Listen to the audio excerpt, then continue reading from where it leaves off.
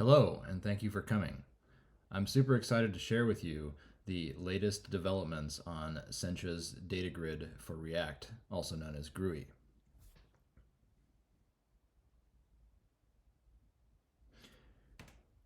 React is a popular application framework that allows you to build complex UIs using a component model. Those components are expressed using a language called JSX that lives inside of your JavaScript. You'll see an example of a Sencha grid being defined using JSX. And on the right-hand side, you'll see the rendered output of that JSX. And it's a complex data grid that includes a number of columns, groupings, filtering, sorting, and a number of other features that we'll get into. I'm Jason Klein. I'm the CTO of Celestial Systems. Before that, I was a director of engineering at Sencha, and I spent a number of years there building out Sencha's tools and technologies. In 2021, we released the first version of Sencha's grid for React. It had all the power and capability of Sencha's EXT grid, but we rebuilt it from the ground up with a modernized code base so that it could take advantage of all that the React ecosystem has to offer.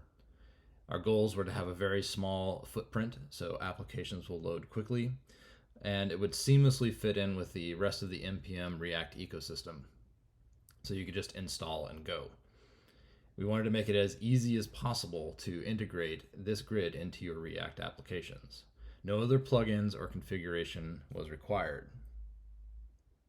In the short amount of time since our first release, we've got a lot of feedback from our customers and learned a lot. And just last week, we released the second version of GRUi, version 1.1, and it included a number of critical features for our early customers. The main one being Tree Grid. Tree Grid is a powerful grid capability that allows you to display hierarchical data. And we included the ability to have groupings, sortings, and filterings, and all the other tree grid features and capabilities that you came to expect in the EXT version of the grid. We also include the locking grid, the spreadsheet selection model, multi-level grouping, and a number of other filters and features that were provided some the last bits of functionality that we did not, or we were not able to port over from the original EXT grid. And then the last feature that we added as part of 1.1 is a number of our customers were looking for an out-of-the-box dark theme, so now GRUi ships with one. How was GRUi created? So GRUi was the culmination of a partnership between Sencha and Celestial Systems. Celestial Systems is a contract engineering firm that works primarily in the professional services space. We have a wide variety of skill sets and capabilities, including not only front-end engineering in XJS and React, but also back-end engineering and DevOps capabilities.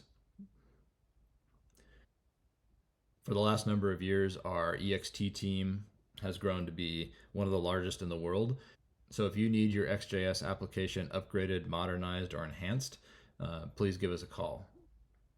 So I want to jump straight into the demo of the latest features and capabilities of Sencha's grid for React. And to build something that looks a little bit more realistic, we wanted to prove the point that the grid works well inside of standard React applications. We've created a simple example. It's using create React app, the way many React apps get bootstrapped. We're using Material UI, a very popular open source component library. We've integrated Fusion Charts, a very popular commercial enterprise charting library. And then, of course, GRUi will be front and center. So let me switch out of slides and get right into the code. Okay, so what I have here is the application we've built to demonstrate how well GRUi integrates with the rest of the React ecosystem. On the left-hand side, I have VS Code, and on the right-hand side, I have the app running in my browser. As you can see from the package.json, this is a fairly simple React application built using Create React App. And it's using the latest version of React, which just came out in the last couple of weeks, React 18. And for the rest of the components and layout, we're using Material UI 5. And as you'll see later on in the demo, Fusion Charts is also included. And last but not least, we've included Sencha Grid 1.1 from NPM. So this application would be relatively straightforward to assemble just using NPM. So let me give you a brief tour of the application itself. We have a fairly simplified layout here with using Material UI to provide us with a tab panel. And then we have our big data grid, which comes from our storybook example that you can copy and paste for yourself into your own applications. We have an example of some fairly standard Fusion charts. And then we have a tree grid integrated with some Fusion charts, so having them interact with each other. And then a more simple grid that I'll start showing you in here in a second. But the interesting bit over here is that we have a custom column component that has a really simple chart for each row. And so let's go take a look at that. So here in the GRUi graph.js file, you'll see a fairly familiar looking minimal functional React component. It defines only a single component, which is the grid. And as you can see, it's doing the normal things that you'd want to do with a component, like set styling. So you can say control its height and the width. And that's done purely with CSS styling. We've defined some columns. The first column is just a standard text column. And then we use some of our predefined numbers columns that allow us to format and style numeric data. And that comes for you all out of the box. And then our last column, which I'll dive into, is actually using that custom renderer I mentioned to generate this simple graph. And so if I jump into and that is just defined as another React component. So if I dive into the definition of that component, you'll see that it is just a normal React component. We're using Material UI to display a tooltip, and that's, it has the definition here.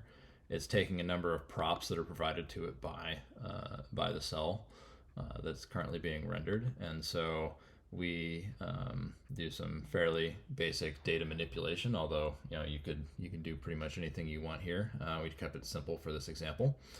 And then we're using a Material UI box component and an item component to be able to style these three columns. So we come up here to the item. That's just using another box, and we're setting the height and the color of the box based on the year of the data. So yeah, it's a fairly simple React component that is built with Material UI, and then it's rendered on in each cell of each row of this table. So that's a fairly simple example. Grids can be fairly simple, and it's relatively straightforward to build and define them. If I jump over to a more complex example, our big data example, you'll see how the power of the component architecture of React and the Sencha grid can be used to compose very sophisticated grids with a relatively small amount of code. So if I come over to the big data component, let me scroll up here. In this case, we're using just to show that it works both ways, we're defining the big data component using a class-based or kind of a more old school React way of defining classes.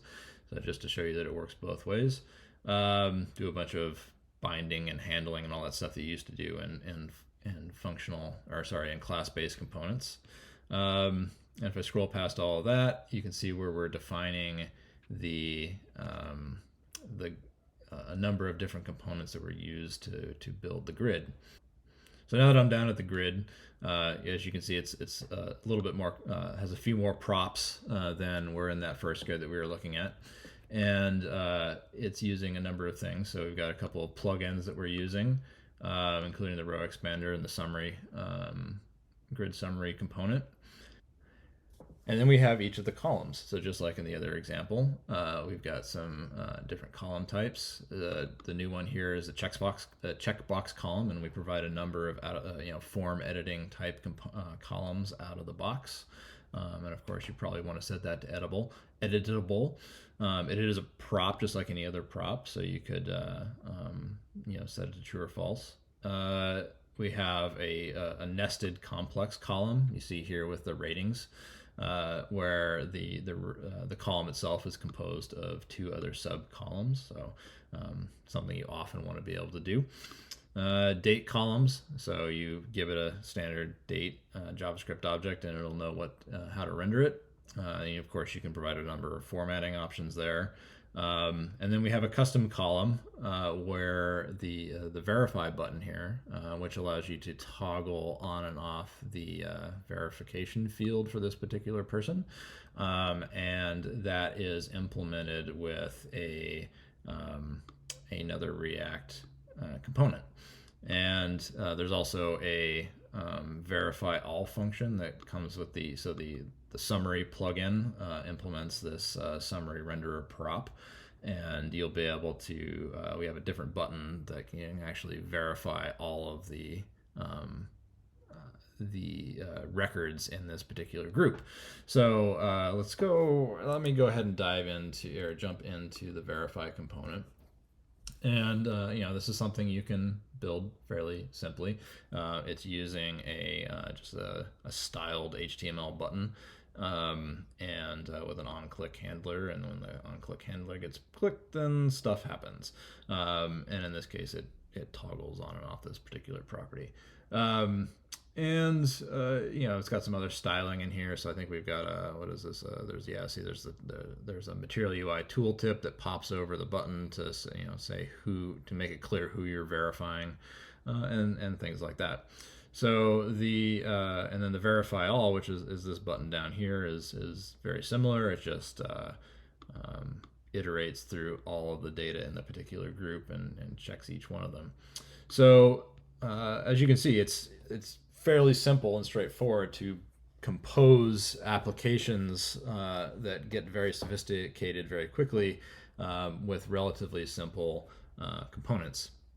Another element that's kind of off screen here is the ratings component, and we built that with again, another tooltip and a set of spans. So this is just, again, a fairly simple component where you can set the rating of a particular user and all that good stuff. So it's, again, a custom renderer that shows up in that particular field. All right, so what else do I want to talk about with this grid? Let me scroll down here. It's just we have a number of other, we have another set of nested columns, and some default column types like money that automatically format a number into a localized currency. So this is a pretty decent example of a moderately complex React grid. The last thing I want to show in this example is the tree grid. The tree grid is a functionality that has been in Sencha's ext grid for many years, and it didn't quite make the cut for GRUi 1.0, but it was a major feature of our 1.1 release. And for those not familiar with tree grids, they take instead of a row-oriented set of data, they take a tree set of data. So each row can have children, and those children are individual rows, and any of those rows can have children. And so you can end up building a fairly complex hierarchical data set pretty quickly using the tree grid. And it has other features like individual values end up over here as you expand through the different sections of the grid, and so as you collapse and expand different sections, the summary rows, or the rows of the folders of the nodes of the tree grid, can also have their own values. And this example here is also taken directly from our storybook examples. And I believe we also, yes, we have editing implemented on each one of these rows, so you can come in here and edit the values and change them as you like. This example is also demonstrating the spreadsheet selection model, so we can come in here and change our selection of different columns using the drag selector.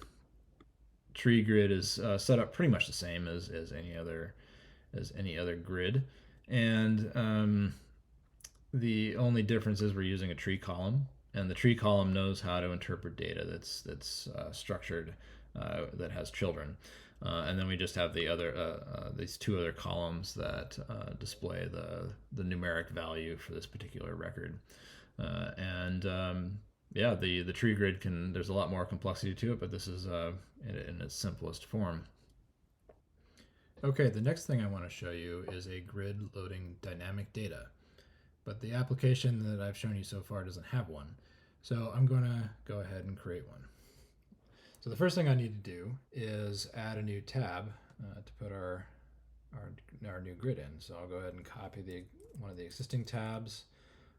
Let's call the API that I'm going to fetch data from is from the USGS, and it fetches earthquake data for the last month. So I'll just go ahead and call this quakes.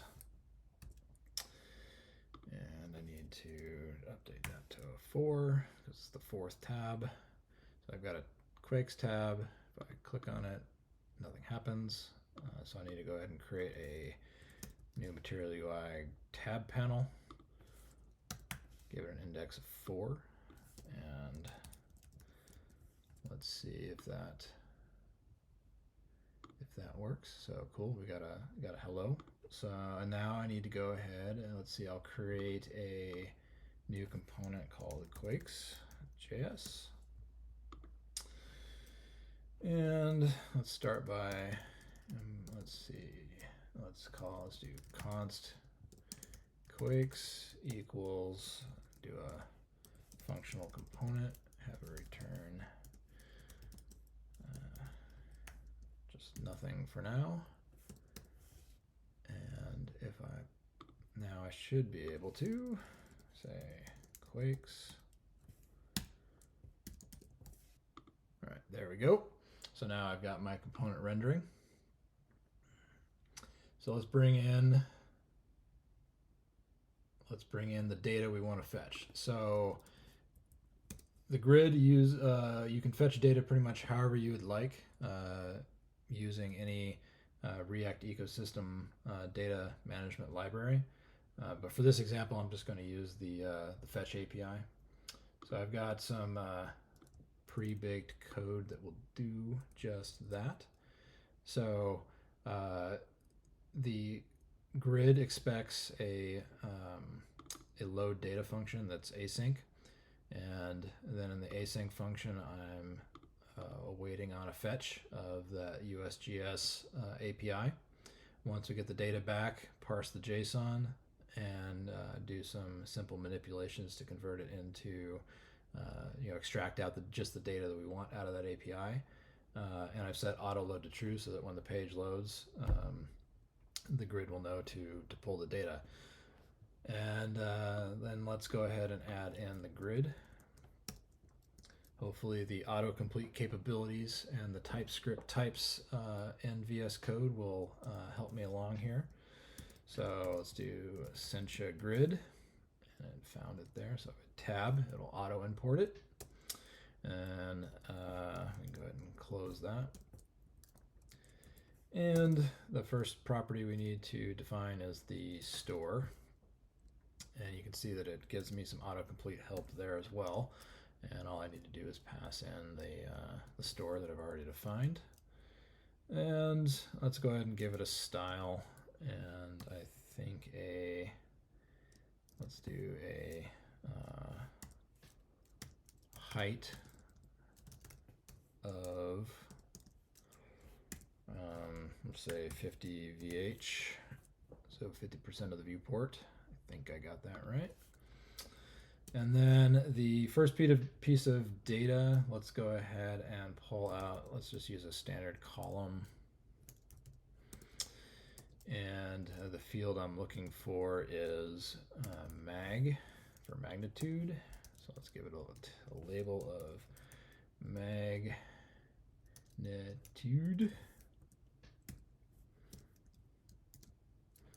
Let's see what happens. Fingers crossed.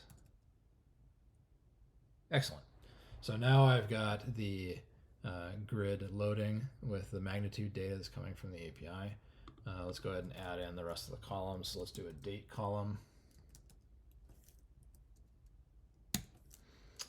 And the field from the API is time. And the text, well, let's just call it date.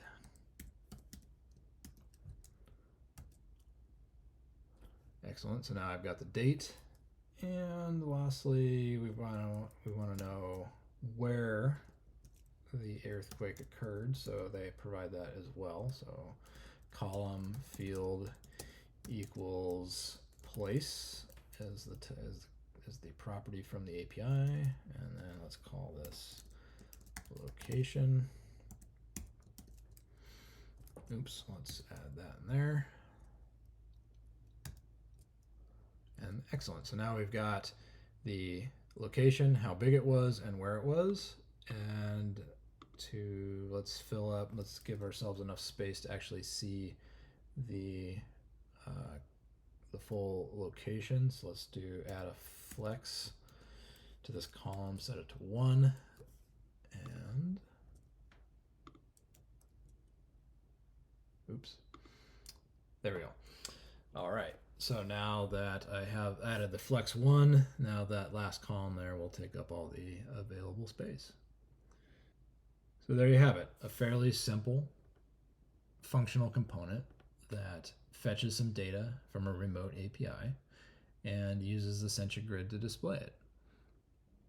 Okay, the last feature I want to touch on from the GRUi 1.1 release is the dark theme. So a very popular feature request was to include an out-of-the-box dark theme. So we've delivered on that promise. And Material UI also has a great dark theme, and Fusion Charts just also happens to have an amazing dark theme. So I want to switch the settings here on our theme to dark, and you can see that the grid looks pretty good. The colors the data in the table really just pops off the screen once it's on a dark background. So you can see that with all the other tables. When we start getting into the pages with both a graph and with a set of Fusion Charts graphs and grids, they really look good together. Of course, Fusion Charts looks amazing when you have it on a dark background. And our big data grid looks pretty good as well, with those bright blue buttons and panel headers and material themed checkboxes and things just really pop off the screen.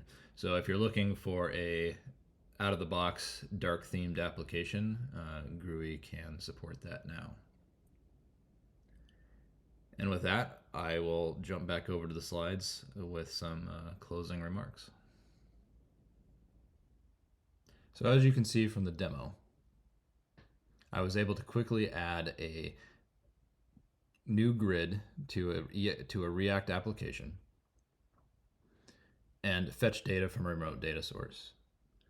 One of the things we wanted to focus on was the developer experience, because if it isn't easy and quick to add a component to your application, it makes adoption much more difficult. So we could have the most powerful feature-packed component on the planet, and it wouldn't matter much if developers couldn't quickly use it. So the first step into integrating any component into an application is installing it, and we've made that as easy as possible. Just like any other React component, you install it via npm. The React Grid is a component on the public npm repository, so no additional configuration or logins required. We've kept the data layer and state management completely agnostic. So whatever library you're using to manage your application state and fetch data, whether that's Redux, MobX, React Query, you can integrate the grid into that system. And we are working on a number of examples with our early adopter customers that use all of those state management libraries.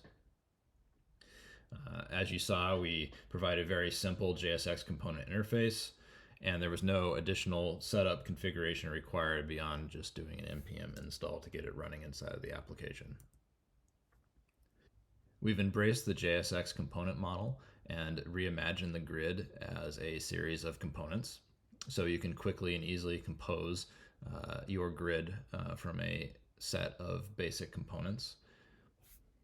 And as I showed you, each column can be either one of our out-of-the-box components, or you can provide your own custom renderer, which is just any JSX component, and you are free to do whatever you'd like inside of the cell.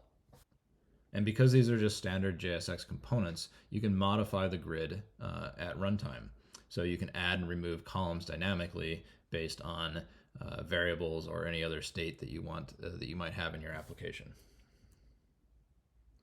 We ship a number of out-of-the-box column types from simple things like booleans, checkboxes, numbers, currency, dates, phone numbers, emails, and there's a lot of them that come straight out of the box.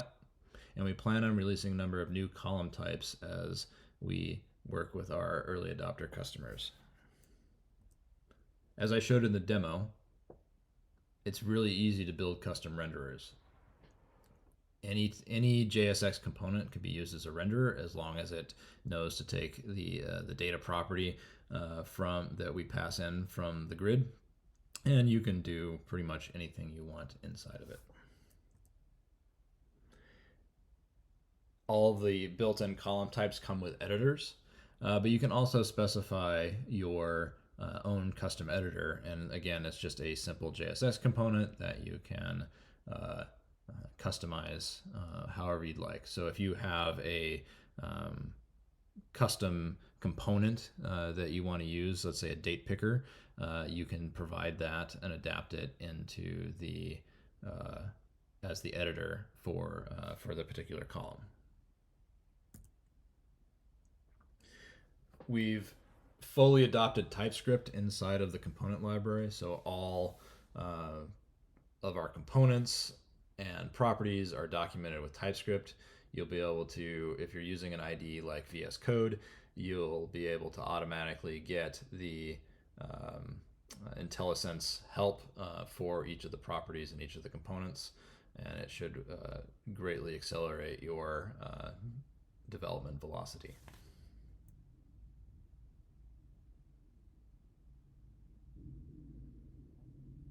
As I showed in the live coding example, data loading is relatively straightforward.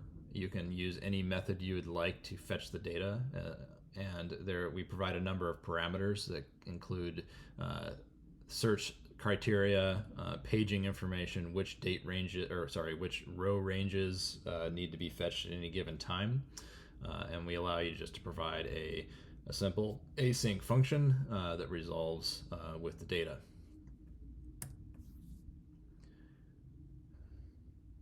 Row virtualization has been around for a number of years and allows grids to scale up to truly infinite numbers of records and only rendering what's on the screen.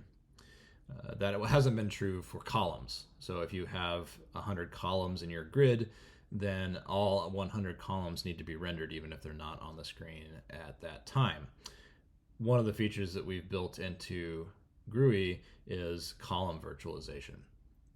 So only the columns that are displayed on the screen are rendered. Everything that's off screen is not rendered and is added on the fly as you scroll horizontally. So this can represent a massive performance increase for large column sets in certain grid types. So for the customers that have this need, it will unlock their ability to greatly improve performance. GRUi represents a complete overhaul of the original XJS codebase. We've modernized the internals to use ES6 classes and modules. We've eliminated the need for eval, and that has allowed us to implement use strict. Being able to run in strict mode will unlock a number of capabilities that are common in modern JavaScript applications. The last feature I'll touch on is our documentation. Many React applications and component libraries use Storybook to display all of their components and the various configs. It's essentially a live coding environment that allows you to see live running examples and manipulate those examples on the fly in your browser. It also provides sample code that you can copy and paste into your application. And for your convenience, we provided both JavaScript and TypeScript versions of every example. So you will be able to, if you are using TypeScript in your application, you'll be able to copy and paste and get all of the typing information that you need. While release 1.1 represents a large leap forward from our 1.0 release, we still have plenty of work to do. So I'll spend a couple of minutes talking about our roadmap. We introduced a dark theme in this release, but our plans are to make theming even easier inside of GRUi. There's two very popular ways to style React applications. The first being a class-based CSS system that many are familiar with, and we plan on supporting that and using popular CSS frameworks such as Tailwind. The other option is using a variety of CSS and JS frameworks, where you can declare your styles and your classes in a JavaScript syntax, and then it gets compiled or either at build time or runtime into appropriate CSS or inline styles. And we plan on supporting both methodologies inside of the grid, making it possible for you to theme your application any way you want. So no matter what design system you're using or methodology your application development team prefers, the grid will support it. So just a brief recap of what is available in release 1.1. We've implemented the tree grid, locking grid, spreadsheet selection model, multi-level grouping, and a number of advanced filtering capabilities. And we've thrown in a dark theme for everyone who likes dark applications. If you want to get GRUi for yourself, go check out the product page on Sencha.com. We also have the Storybook URL here, and you can also get to that from the Sencha product page. And it's also available directly from NPM. So please check it out today. And that is the latest on Sencha's grid for React.